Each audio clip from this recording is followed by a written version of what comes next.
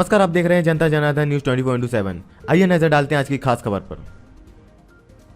जनता Janardan news 24/7 की team ने आज औरैया जनपद के विकासखंड भाग्यनगर की ग्राम पंचायत बैसुंदरा के प्रधान गौरव यादव जी सपा लोहिया वाहिनी के पूर्व जिला अध्यक्ष से की खास मुलाकात। गौरव यादव जी ने बताया कि चुनाव से पहले समाजवादी पार्टी हो रही हर मोर्चे पर मजबूत।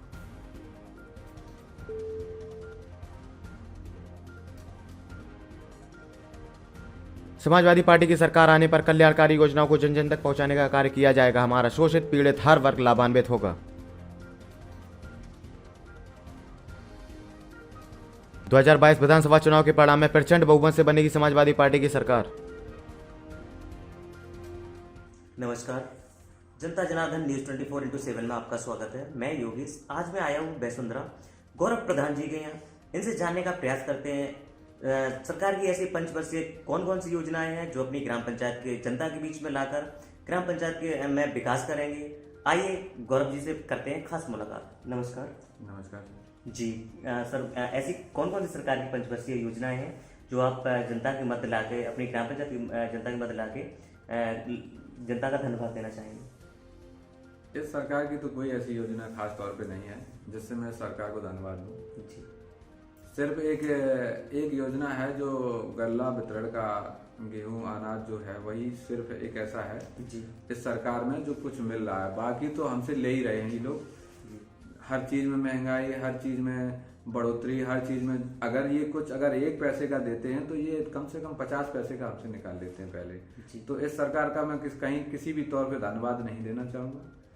जी सर, ग्राम पंचायत की जनता का धन्यवाद देना चाहेंगे आप? किस तरीके से आप कार्य कराएंगे? जनता का मैं हमेशा से धन्यवाद करता आया हूँ और जनता के बीच में ही रहता हूँ। जनता ही ने मुझे चुना है, मैं उनका बहुत आभारी हूँ। जनता के बीच में हमेशा रहता हूँ। सर, ऐसे क्या कार्य हैं जो अभी रनिंग में चल रहे हैं? जैसे आप खड़ंजा हो गया या कच्चा मार्ग हो गया या मनरेगा के तहत क्या क्या कार्य कराए हैं सर आपने अभी? मैंने अभी कुछ सड़कें पड़वाई हैं जी, प्राइमरी स्कूल जो पाठशाला थी उसमें उसकी रोड छत जो थी पूरी झरझर हो गई थी सब तरह, मतलब पूरी तरह से। वो कभी भी छत गिर सकती थी। 50 साल की पुरानी सड़क छत बनी हुई थी। तो मैंने उसको अभी उसका एस्टीमेट करवा के सब कुछ उसको मैंने कहा परिता में उसको कराया। और शायद उसमें कल वहीं मैं आप लोगों से मिला था, वहीं उसी को देख रहा था। सर आपकी ग्राम पंचायत में पंचायत घर है? जी, पंचायत घर भी है और बड़ा घर भी है। खेल का मैदान अभी नहीं है। जी सर, खेल के मैदान के लिए आप क्या प्रयास कर रहे हैं? अगर सरकार भविष्य में समाजवादी पार्टी की सरकार बनी तो इस गांव के लिए एक खेल का मैदान जरूर हम अमानी जी से कहकर दिलाएंगे। अभी आपने चुनाव लड़ा है, हाल ही में 2022 का चुनाव है, विधानसभा चुनाव है। तो सर ऐसे कौन कौन से मुद्दे हैं जिनको आप जनता की मदद ले जाके, और ऐसी कौन कौन सी योजनाएं हैं जिस पे आप चुनाव के लिए वोट मांगेंगे? जनता के सामने सारी योजनाएं सामने रखी हुई हैं। इस सरकार के झूठे वादे, इस सरकार नकारा सरकार, इसने कोई काम नहीं किया। सारी महंगाई, मतलब हर चीज में महंगाई। आपको सब्जी लेने जाएंगे सब्जी में महंगाई, आप तेल लेने जाएंगे तेल में महंगाई, आप डीजल लेने जाएंगे डीजल में, मतलब अपार महंगाई। अभी कुछ इस चुनाव के डर की वजह से इन लोगों ने कुछ कम कर दिया, लेकिन चुनाव खत्म होने के बाद 150 रुपये जाएगा डीजल। और डीजल की महंगाई पूरे देश में पड़ेगी, पूरी हर इंसान पे पड़ेगी। मतलब देश के छोटा छोटा इंसान जो घर में बेचारा कुछ नहीं कर रहा, उसको डीजल से कहीं दूर दूर तक लेना देना नहीं, उसके ऊपर भी उसकी डीजल की मार पड़ेगी। ये आप समझते हैं? जी सर, वो तो सारा कुछ है। अभी देखा होगा 2022 में सरकार ने कहा था कि हम 2022 तक किसानों की आय दोगुनी कर देंगे। तो सर क्या ऐसा हुआ? आय क्या दोगुनी होगी? आवारा पशु छुड़वा के सब आय खत्म कर दी है। जो किसानों का होता है वो भी नहीं होता। इस समय आप देख रहे हैं यूरिया खाद और डीएपी खाद के लिए लोगों ने सर फोड़ दिए हैं। और किसानों से अगर आप खाद की बात करेंगे जाके तो वहाँ पता चल जाएगा आपको भी खदेड़ लिया जाएगा। आप जाएंगे अगर पूछ दिया किसानों से तो उनको ये नहीं बोला जाता दुखती रख पे हाथ रख देना। तो यही हाल हो जाएगा अगर किसी किसान से। हम भी किसान हैं, किसान के बेटे हैं और किसान अभी भी किसानी करते हैं। तो हम लोगों को ये दुख दर्द पता रहता है। अब बड़े मुश्किल से मतलब इकट्ठे करके कहीं 4 बोरी इधर से लाए 4 बोरी इधर से लाए, ऐसे कर करके मतलब बड़ा कठिनाई से अपने खेतों में खाद डलवाई। बाकी लोग तो, हम प्रधान हैं तो थोड़ा बहुत लोग रिस्पेक्ट करके चलो प्रधान जी को दे दो, बाकी लोगों को तो वो भी नहीं मिलती है। सर आप यहाँ से प्रधान हैं, मौजे की मस्जिद प्रधान होने के बाद भी, और सर जो सरकार ने किया है खाद में वजन कम ही किया है या फिर रेट भी कम की है? रेट बढ़ाया है और वजन कम किया है। 5 किलो यूरिया से वजन कम कर दिया और रेट कम से कम सपा सरकार जब थी तो 200 की बोरी मिलती थी, आज 400 की बोरी मिल रही है जी। तो सर, इसका अभी क्या इसी असर 5 पड़ेगा? साल में असर पड़ेगा। जनता जनार्दन है, अभी ये चुनाव में दिखा देगी। इस चुनाव में भारी बहुमत से समाजवादी पार्टी चुनाव में जीतेगी। सर, जो 2022 में अभी चुनाव है, रिसेंटली विधानसभा चुनाव है, तो ऐसे कौन कौन से मुद्दा हैं जो आप जनता की मदद लाके और चुनाव लड़ेंगे सर? जनता में समाजवादी की तरफ से बहुत सारे मुद्दे हैं। जैसे पहले माननीय राष्ट्रीय अध्यक्ष जी ने जी हर महिला को 500 रुपए पेंशन का एक योजना चलाई थी कि हर महिला को घर घर, जितनी भी घर में महिलाएं हो सभी को 500 रुपए उनको पेंशन के रूप में दिया जाता था। ये सरकार आई, इन्होंने सारी पेंशन काट दी।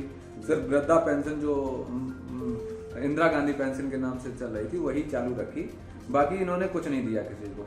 अब माननीय जी ने फिर से कहा है कि हर महिला को 1500 रुपए जी हर महिला को दिया जाएगा और 300 यूनिट बिजली, जो 300 यूनिट ग्राम सभा में गांव में लोगों को 300 यूनिट बिजली नहीं जला पाते, तो ये समझ लीजिए फ्री बिजली हो गई, फ्री शिक्षा हो गई, फ्री पढ़ाई हो गई।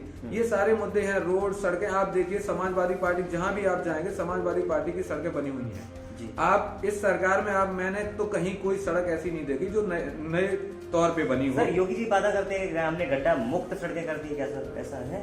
आप खुद देख सकते हैं, आप हमसे पूछ रहे हैं, आप इसके बारे में खुद देख सकते हैं। कहीं भी गड्ढा मुक्त कोई सरकार है?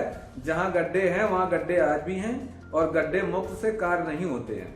आप बताइए, जहां हजारों गड्ढे हो वहां आप एक गड्ढा बंद कर आए तो उससे गड्ढा मुक्त हो गया क्या? आपको कितनी सड़कें ऐसी दिखा दें जहां पूरी तरह से जर्जर पड़ी हुई हैं और वहां जाने में असुविधा हो रही है जी। यहाँ पूरा जाल बिछाया था माननीय जी ने, कितनी बड़ी बड़ी सड़कें थी जो 50 सालों से नहीं बनी थी, वो सारी सड़कें बहुत भारी बजट में बनवाई थी हम लोगों के यहाँ। तो कोई लगभग सड़क कोई ऐसी बाकी नहीं बची थी कि जो ना बनी हो, और जो बची रही वो आज भी बची है, वो आज तक भी नहीं बन पाई। जी गौरव जी, यही हमारी बात हो रही थी। युवाओं के लिए क्या सोचा है? युवा किस तरीके से इस सरकार में, तो आपने देख ही लिया है, जो युवा है काफी बेरोजगार है, तो सर बेरोजगारी पीछे क्या ऐसे कारण रहे हैं सरकार जो युवाओं को रोजगार नहीं दिला पाई है? युवा रोजगार के लिए पूर्णतया तौर पे ये सरकार विफल रही है जी। इसने कुछ युवाओं के लिए कुछ सोच ही नहीं पाया है। ये बाबाओं की सरकार है भाई, तो बाबा अपने चिलम लगाकर अपने मस्त रहते हैं। उनको क्या युवा से मतलब? घर नहीं, परिवार नहीं, कुछ समझदारी नहीं। जिनका घर परिवार नहीं होता वो क्या जाने कैसे क्या चलता है भाई? परिवार कैसे चलता है? परिवार के लोग ही जानते हैं परिवार कैसे चलता है। जिनके परिवार नहीं है, बाबा जी, योगी जी, मोदी जी, उन्हें क्या परिवार से लेना देना? उनको महंगाई करनी, उनको नोटबंदी करनी है तो करनी है, उन्हें ये नहीं फर्क पड़ता है कि लोग इससे परेशान कितने होंगे। तो उनको इन सब चीजों से परेशानी होती नहीं है, तो वो परेशानी झेले नहीं कभी, वो तो परेशानी को जानेंगे कैसे? तो इसलिए उनको अपने निर्णय ले लेते हैं। हम लोगों को पता है, माननीय समाजवादी पार्टी के राष्ट्रीय अध्यक्ष जी को पता है वो कहां से उठ के आए हैं, किसान के बेटे हैं। माननीय नेताजी किसान थे, उनके पिताजी किसान थे, फिर माननीय राष्ट्रीय अध्यक्ष भी किसान के बेटे हैं, तो उनको ये सब एहसास है कि लोगों की क्या मांगे होती हैं, क्या जरूरतें होती हैं, तो वो सारी जरूरतें पूर्ण करते हैं जी। गौरव सर, आप युवा यूथ आइकन है और युवा है, आप दिव्यापुर विधानसभा से आपको टिकट मिल सकती थी, सर आपने दावेदारी पेश क्यों नहीं की? आप कह रहे हैं यूथ आइकन है, आपका बहुत बहुत धन्यवाद। और युवाओं का भी मैं बहुत धन्यवाद देता हूं। मेरे साथ बहुत सारे युवा साथी हमारे साथी रहते हैं, उन्हीं की वजह से मैं आपने भी आज कह दिया यूथ आइकन है हम। हाँ, अच्छा लगा सुन के भी, और अच्छा लगता है लोगों के साथ रहकर उनकी मददें करना, उनके बीच में रहना, ये सब मेरा काम है। इसलिए लोग हमें पसंद करते हैं, मेरे साथी बन जाते हैं, इसलिए यूथ आइकन भी कह ले हमको। लेकिन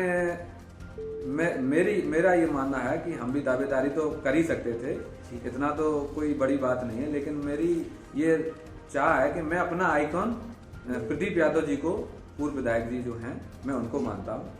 तो उनकी वजह से जब तक वो चुनाव लड़ेंगे यहाँ पे दिव्यापुर विधानसभा से, तब तक मैं दावेदारी नहीं करूंगा जी। ये मेरी सोच है, ये मैं उनके लिए समर्पित हूँ, ये समझ लीजिए जी। जी बहुत बहुत धन्यवाद गौरव जी। अभी पल पल की खबरों को जानने के लिए बने रहिए आप हमारे साथ। नमस्कार।